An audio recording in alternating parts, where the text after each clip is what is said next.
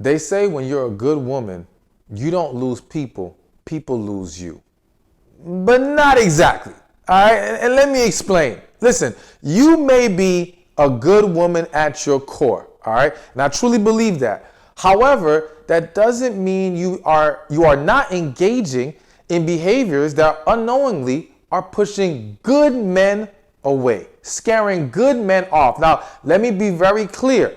I say good men because I notice on the internet, they'll tell you things that scare men off and not differentiate the fact that a lot of the men you're scaring off need to get the hell on anyway. Like, they're simply not for you. I say all the time, you could meet 100 men tomorrow, 99 of them ain't for you. So we should not put weight in behaviors that scare the general public of men away, because that's a good way to weed them out. And I'm going to mention those at the very end. Some of these things I've seen they put out there that I think is dead wrong. But I know of 9 things that are accurate that you need to be aware of so that you don't fall into this trap and start to create a negative environment around you. So let's get right to it, all right? And of course, be sure to subscribe and like this video.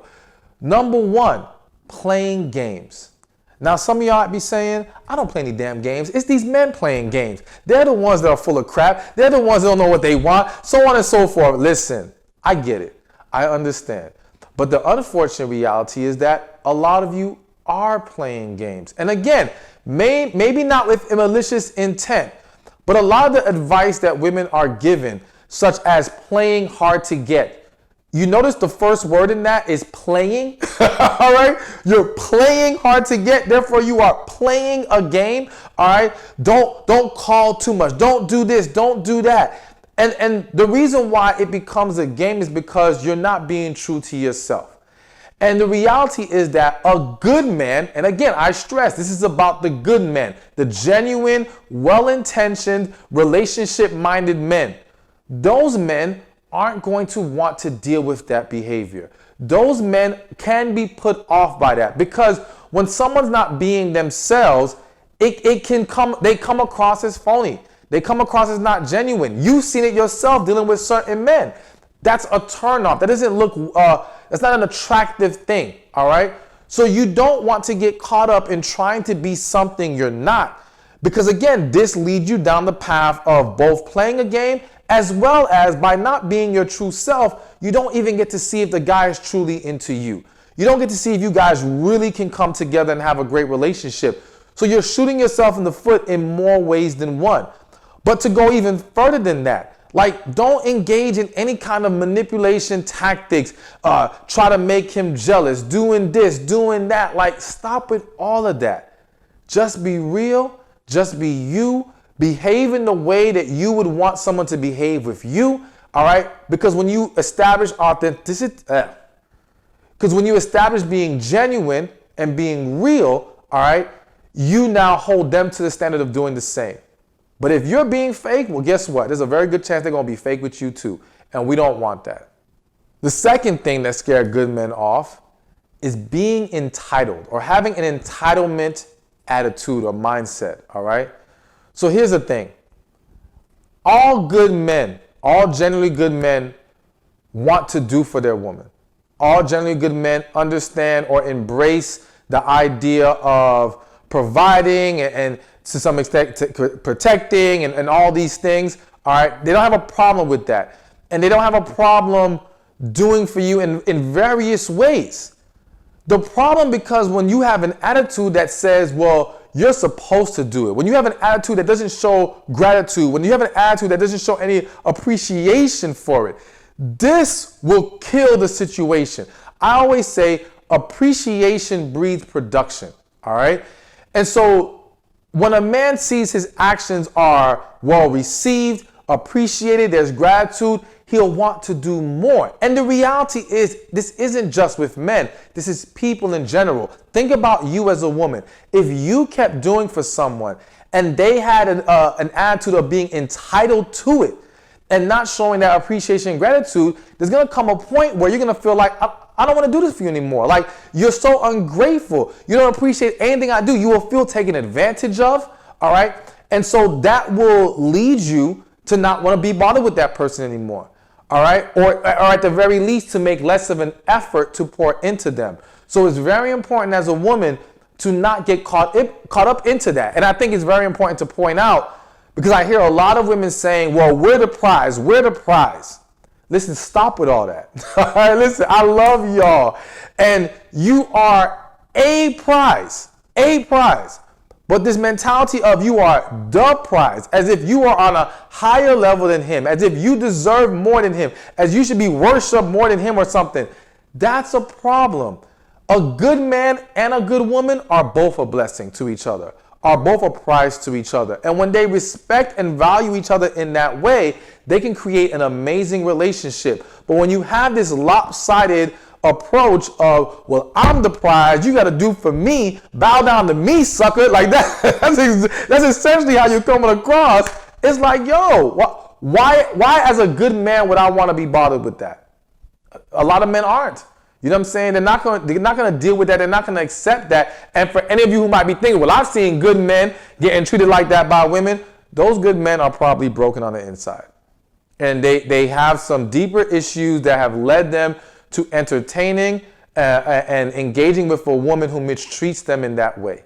Plain and simple. The same way that happens to good women, where there are a lot of good women out there dealing with toxic men because they have not healed from their past. So don't allow that to make you think this is actually an acceptable dynamic or that it works in any kind of way. It does not. So the entitlement mindset has to go.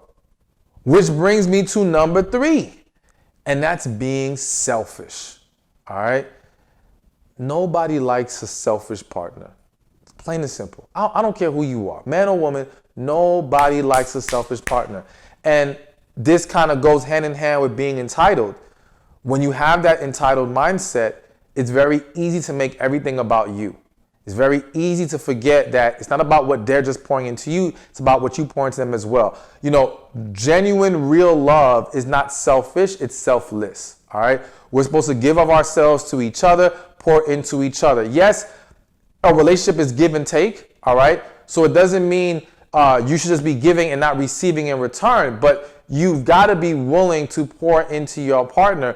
You've got to be willing to be considerate of your partner. You have to be willing to understand that they have feelings too. And I feel the need to say that because a lot of women think men don't have feelings. Like, y'all really think we don't get hurt. Y'all really think we don't care all the time. Y'all really think certain things shouldn't bother us. No. Like, again, so many of you have been blinded by emotionally detached, toxic men or men who weren't for you that you don't know how to navigate dealing with a good man, a man who's genuinely into you, a man who is putting his heart on the table for you. All right. So yes, he does have feelings. He does need love. He does need attention. He needs all that as well. So you got to make sure that you don't fall into the dynamic of selfishness or the attitude or the mindset of selfishness, because that will absolutely scare off a good and especially a good healthy man. So now we got number 4. And 4th on this list of things that scare away men or scare away good men is being too insecure. All right. So you've probably heard me say it plenty of times. Confidence looks good on everybody, and insecurity looks bad on everybody.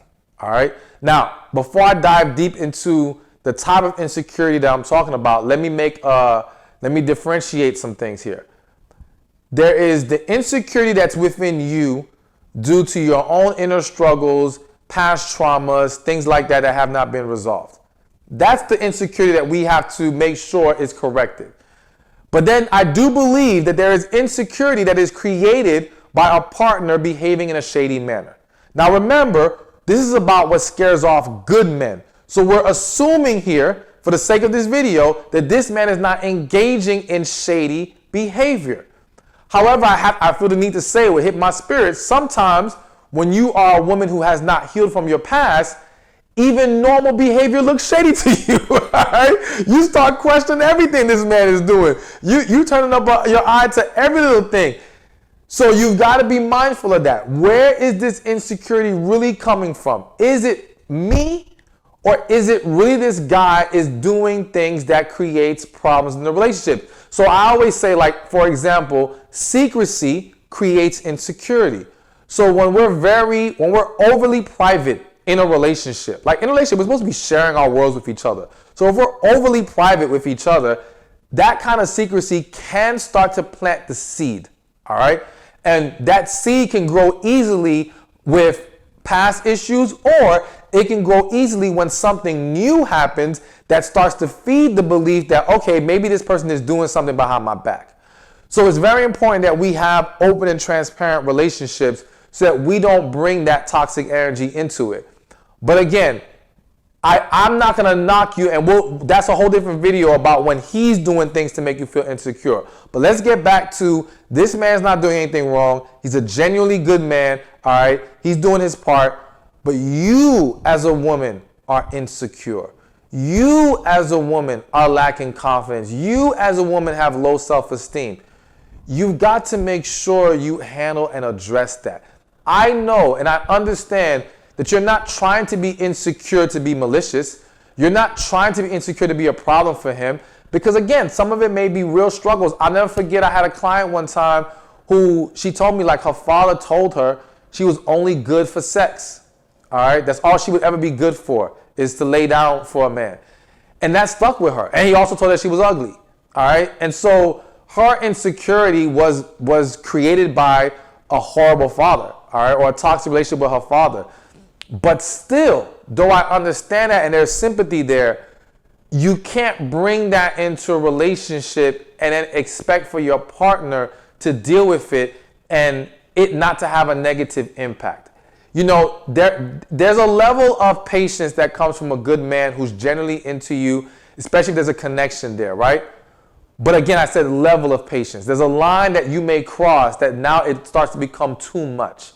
And so if you become too comfortable in thinking that, well, he should just deal with my insecurity or he should be the one to help me fix this, it's very easy to lose sight of things to where now you're constantly crossing that line. And now you're weighing the relationship down with your insecurities. So it's important that you get healing. It's important that you resolve those past things. It's important that you work on your confidence and you get to a good place. And I also feel the need to say this. You got to get to a place of confidence where losing this man is never going to be worse than losing yourself. Okay? It's important that you understand that, you know what, yes, I may want him, I may want this relationship, I may want things to work, but I cannot lose myself in this, all right? That's with anybody, in any situation. You got to stay true to who you are. You got to find who you are. You got to love who you are, and you can't go down that rabbit hole, so to speak. And I'm connecting that to confidence in the sense that when we don't have that debilitating fear of I'm going to lose this person, all right, we're able to walk and behave in a way that sheds insecurities. Because it's that fear that feeds it. You know what I'm saying? It's that fear that really magnifies it. So when we remove that, we take a huge step in the right direction. So it's very important that you do that. And if you need help with healing, with tapping into your feminine energy, with finding your purpose, with meeting higher quality good men, join my program, special program.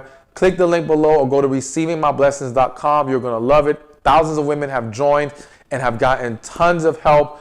I'm telling you, it's changing lives. All right. So check it out. Again, receivingmyblessings.com or click the link below. All right. So now let's keep this moving. And now we are on to number 5. The 5th thing that can scare good men off is a bad attitude or just being negative. All right. At the end of the day, men want peace. All right. And I'm going to say it. Good men deserve some damn peace. I mean, listen, all right? The world sheds so much light on bad men. And hey, hell, I make a lot of videos talking about bad men. But there are a lot of great men out there. There's a lot of good men out there trying to have a good relationship. And they deserve some damn peace, all right? But with that said, if they come across a woman who is too negative, and again, not taking into account, or let's understand that when we see the opposite, it's due to lack of healing in that man. Outside of that, all right, he wants a woman that he can come home to, that can make him feel better, that brings him peace. It doesn't mean you're only his peace and he don't bring you peace. All right? Because the women are quick to say, well, he need to be my peace too. Of course. But there's ways that he will do it and there's ways that you do it. All right? But you have to make sure you can do it and that you're able to do it. Because if you have a bad attitude or if you are negative, you're going to struggle heavily to get or receive that really good man, or to be able to keep that really good man and have a great, healthy, happy relationship. Now listen, a lot of women, whenever I bring up having a bad attitude or being negative, it's like, well, the men make us this way. All right, listen, I'm not going to deny or ignore the fact that a lot of women have dealt with toxicity from all kinds of men, whether it be their fathers, friends, men they dated, things of that nature. I get it, right? But you can't use that as a scapegoat to remain negative. You cannot use that to validate now being negative with a new man who has nothing to do with it, all right? And again, you have to be mindful of, are you looking for things in him to validate your negativity, or is he actually doing things wrong? All right, because I've seen a lot of situations where the man wasn't doing anything wrong, but the woman is hell bent on trying to find things to validate her negativity, to allow her to keep lashing out, because deep inside she has not healed. Now we already talked about the healing, so we'll leave that alone, but healing is going to always be a huge part of all this, because if you are negative, if you have a bad attitude, then you are a woman that is holding on to something toxic within. Plain and simple. And that needs to be adjusted. You have to own your energy. Because that's another thing I've seen or I've heard a lot is, well, I'm going to give people the energy they give me. Listen, so you telling me you're going to let people dictate energy to you?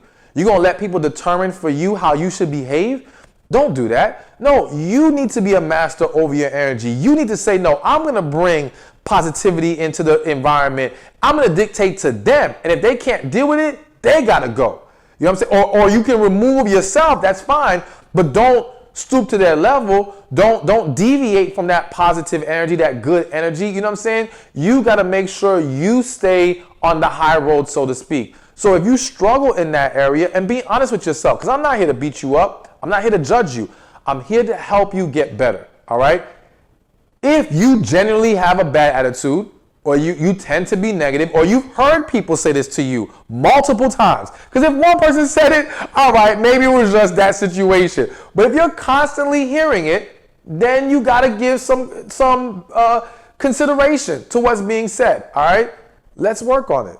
Let's address it. Let's look into it. Let's not make excuses for it, because again, if you ignore it, you're not only going to scare off good men, you're going to lower your own quality of life. And I don't want that for you. All right, so now let's do number 6. And number 6 kind of goes hand in hand with number 5, and that's being too damn difficult. All right, listen. So again, what did I say already? Men want a woman that can bring him some peace.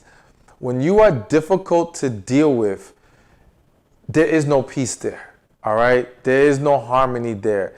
And it becomes a very unbearable situation. This is one of the reasons why some men, not all, but some men don't like even going home, all right? Because home is just drama. Home is another headache. Home is not gonna help him feel better about his life. It just makes things worse. And that's a horrible position to be in, all right? So you really gotta ask yourself, okay, when we talk about being difficult, to give more clarity to it, being combative, all right?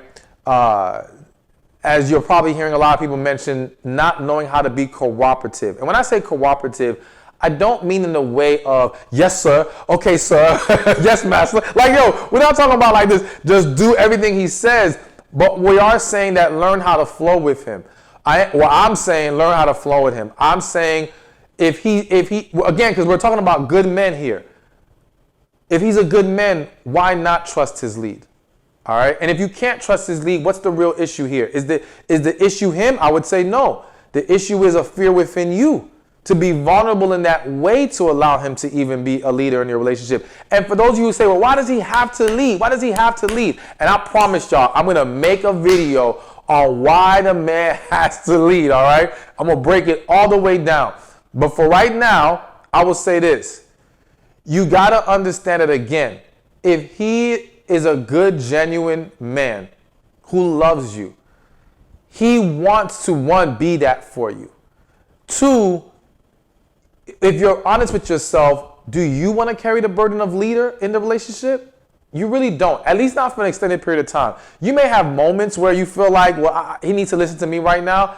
I get those moments, but again, what are you setting up for the long term? What's really going to help you be more at ease and peace there? Because I can tell you that the women who have battled on that front, who have tried to have this dual leadership thing, what typically happens is they end up having to essentially be the leader, and it wears them the hell out, and they're not happy. All right, so it may sound good, and again, I'll do a video to break it down so you guys really understand it, because I know some people won't fully grasp what I'm saying, and there's still going to be some resistance right now. But trust me when I say this, it's for the good of the relationship. It is not some dictatorship type of mentality. It is not to rule over women in some negative way. It is simply to create a balance and harmony that everyone can benefit from. But getting back to it of being cooperative and not being difficult, again, just being, this also goes into not being that negative woman, not always being so overly pessimistic, not making things more complicated than they need to be. You know what I'm saying? Again, learn how to go with the flow. And the reality is that in most situations, if not damn near all, the woman who is difficult is the woman who struggles to be vulnerable. That's really what's going on. Because to be cooperative, to allow the man to lead, to go with his flow, and again, go with his flow as far as he's in a real relationship with you, not you're just dating the guy, he's like, let's just go with the flow, I'm not going to tell you what this is. All right? Not that. We're talking about real relationship here. To go with his flow means to let your guard down. It means to be vulnerable. It means to trust. That's where it gets scary. That's where it gets hard. And now, rather than addressing the real issue of those fears, a wall is put up that now makes you come across as difficult. And nothing is solved. Because now we have a battle in this relationship. You're not going to be at peace regardless, because the real issue is deeper than what's going on at that moment on the surface. All right. He's not going to want to continue to deal with this, and it's just going to destroy everything. So we got to be mindful of getting to the root of the issue and understanding why you would even struggle in that area and why you are coming across as difficult. But it definitely needs to be corrected, because if not, it will run the man off. All right, so now number 7, which again, you're going to notice a lot of these just run together. All right. Number 7 is being too controlling. So it's one thing to be difficult with a lot of resistance, because you can look at being difficult as just giving a lot of resistance, not flowing with the guy, so on and so forth. But then there's controlling, where you got to run everything, where you're trying to dictate everything. So a lot of women will give pushback to the idea of letting a man lead because of this concern that he will be dictator over them, not realizing that in return, you end up being dictator over him. You're the one trying to run things. You're the one being overly controlling. And now, again, this hurts you in more ways than one, because the good man is not going to want to deal with that. But you're also putting this unnecessary burden on you. People who try to control everything wear themselves out. All right? Even in business, and this goes for men and women. I've had to learn, as time has gone on, as the business has grown, I have to relinquish control. If I don't, I burn myself out. I drive myself insane. I don't allow myself to enjoy life. I don't allow myself to grow. I don't allow myself to reach the next levels that I need to reach, all because of trying to keep control. So this mindset, this behavior, all right, is unhealthy in all aspects. We've got to learn to let go. It doesn't mean, of course, there's what's the word I'm looking for? I understand that in some situations it's not it's easier said than done, so to speak. But it's something that we need to be mindful of and start working on, all right? But especially more specifically when we're talking about a relationship, if you try to be too controlling, it may feel safe right now. And again, whether you're the business owner or in a relationship, it feels safer. It feels like I'd rather just handle it myself than to have to worry or trust anyone else, or in this situation, that man, to do anything. But it just deteriorates you in the long run. It deteriorates you, and it also, it destroys his ability to show you that he can step up for you in that way, all right? Because again, we're talking about good men. He wants to step up. He wants to show you he can handle it. He wants to provide. He wants to pour into you. But by you trying to control, you are choking out his ability to do that. And you're not allowing him the chance to show you that he can. And so now it'll be this constant battle forever, and you're not going to be happy. Period. You're not. So it doesn't work for you. It doesn't work for the relationship, and it damn sure ain't going to work for him. So you being too controlling, big problem. We got to fix it. We got to work on it. And like I said, I don't care if it's relationships or business. It's something to be mindful of and to start to improve. Now we have number 8. All right. And again, I keep saying it. All these things, they're really all connected when you hear them. All right. Number 8 is being too damn independent. So I'm sorry I had to laugh, but it's just a reality. Listen, here's the thing. Let me first start off by saying this. I believe most men respect a woman's ability, and listen to the words I'm using specifically, a woman's ability to be independent. I think most men see great value in that, and it is respected, all right? The problem is not in your ability to be independent. Your problem is trying to impose that independence onto the relationship or the dating dynamic, all right? Because now it becomes a conflict. Because again, and I've said this millions of times before, relationships to thrive require interdependence. We've got to be able to lean on each other. We got to be able to pour into each other. We got to be able to trust each other. All these things is necessary for the growth and the success of a relationship. If people are too independent, it will kill the relationship. And now, again, just so you understand, I'm not just picking on, and I'm not picking on anyone, but I'm not just pointing out or singling out independent women. If a man, consider this, if you got a relationship with a man who was overly independent, he doesn't talk to you about any decisions he makes, because to him, I'll make the decisions my damn self.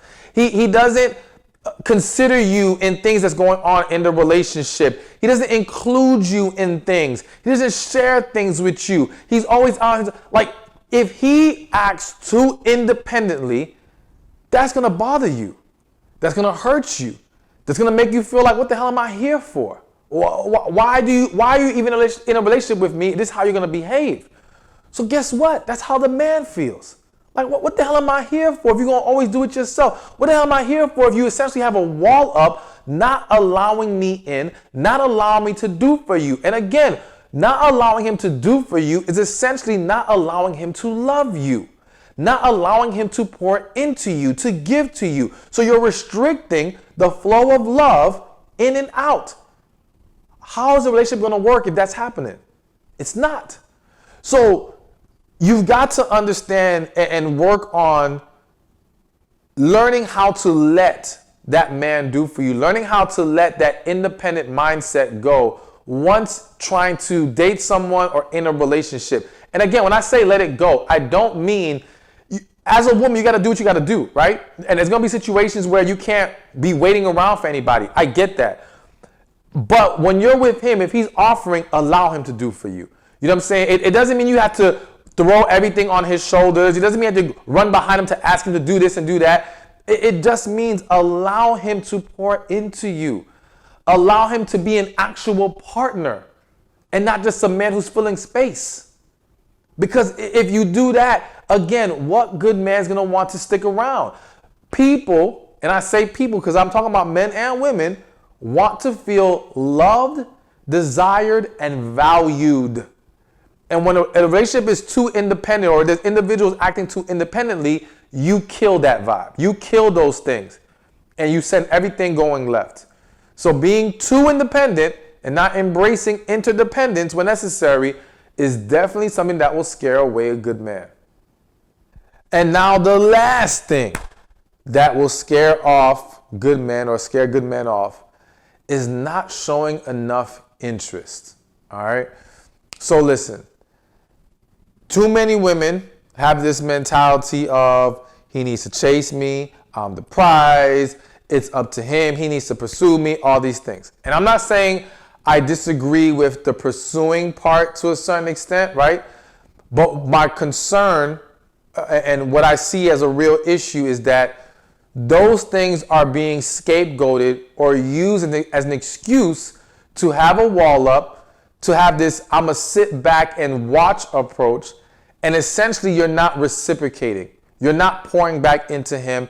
You're not showing desire and interest. So many of you have had experiences where you may have been dating a man, and let's say for a month, 2 months, whatever, he was on point. He was doing everything right. He was really making an effort, right? And then out of nowhere, it stopped. It was gone. And you're like, what the hell? He must have been playing games. He's been full of crap, blah, blah, blah. And sometimes that can be the case. But more times than not, more times than you may realize, he stopped because you weren't pouring back into him. Because you were not reciprocating. Because you were not showing him the interest and desire that he needed. Because again, everyone wants that from the person that they're really into.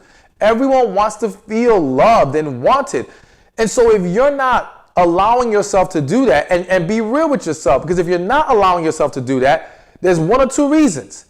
Either you're just not really into this guy, and you're only entertaining him because, well, maybe you don't want to be alone, maybe you're bored, maybe, your friends and family say he's a good guy, give him a chance, various other reasons we can mention, or you have a wall up. And you're scared to be vulnerable. And you're noticing this reoccurring theme in a lot of these behaviors that scare men off. The root issue is a fear of vulnerability. And you've got to address that. You've got to correct that. You've got to be willing to show him you like him. You've got to be willing to express to him, hey, I want to see you. I want to hear from you. I miss you. All these things are good. And listen, look at it as just being true to yourself. If that's how you feel, be willing to let it out. Because again, the right man is going to love those things and embrace it. And it's going to fuel him to want you more and to pour into you more. But yes, can it scare the wrong man off? Yes. Which brings me to this point that I have to make. Because I noticed on the internet, as I said in the very beginning of this video, people giving pointers of what scares men off, not considering the fact that this is what's going to scare off the wrong men, which is good. We want to scare off the wrong men, all right? But some of y'all take it as, let me not engage in these things because, again, you're being told it scares off men, not showing you that it's a difference between wrong man and right man, or wrong man and good man at the very least, all right? So let me just run through 3 quick things that I believe is horrible advice that people are giving that you have to change your mindset on. All right. So that first thing real quick, oversharing. I see people saying, oh, don't overshare. Don't say too much. Listen, let me make it clear. I'm going to make it quick. If the man is genuinely into you, he's not going to have a problem with that. That's not going to scare him off. That's not going to be a problem. When there's a genuine connection, and I'm all about making you guys be ready and being able to embrace real connection. That real connection is going to love how much you share with them. The oversharing only pushes away the man who's not serious, or the man who is not emotionally ready to be vulnerable in that way, to open up, to also share of himself. He does not want that depth to the relationship. He's trying to keep it on the surface. But that's not what you want. And again, that means he's not ready or he's not the one for you. So guess what? Overshare. Let it out, because you're going to make it easier for you to see who's for you and who's not. The second thing I've seen also is committing too soon. All right. Oh, wanting a relationship too soon is going to scare the man off. Again, majority of men, when they're really into a woman, when they see this woman and they think, yo, this is potential here, this could be the one. And yes, that happens all the time. He's not scared off by relationship, you want a relationship too soon, so to speak. Hell, he might want it sooner than you do. All right?